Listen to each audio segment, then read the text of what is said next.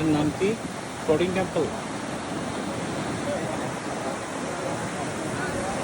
San is setting down. আমরা মানে just কয়েক মিনিট আগে এসে পৌঁছলাম। টেম্পলটার নাম এখন বলতে পারছি না, ওটাকে ফ্লোটিং টেম্পল নামে অনেকে ডাকে। জাভা সাগরের তীরে অবস্থিত বালি দ্বীপে।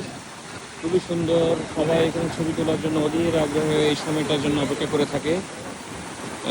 একটা এদিকে একটা টেম্পল আছে, এটা নিচে মানে অনেকটা ব্রিজের মতো করে আছে, নিচে সমুদ্র প্রবাহ আছে, একটা হোল, বিশাল হোলের উপর দাঁড়িয়ে আছে, এই জন্য এটাকে ফ্লোটিং টেম্পল বলে। ওই সাইডে এখন যেটা দেখছেন সেখানেও মনে হয় একটু ফ্লোটিং আছে, সমুদ্রের পানি এসে এই মন্দিরের নিচে দিয়ে বয়ে যায় সম্ভবত, বা ধাক্কা খায়।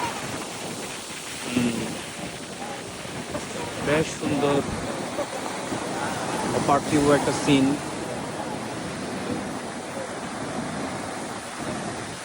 অনেক দেশি বিদেশি পর্যটক এসে উপস্থিত হয়েছেন জাস্ট এই মুহূর্তের জন্য। জোয়ার, সমুদ্রে এখন জোয়ার। Sun is setting down very soon.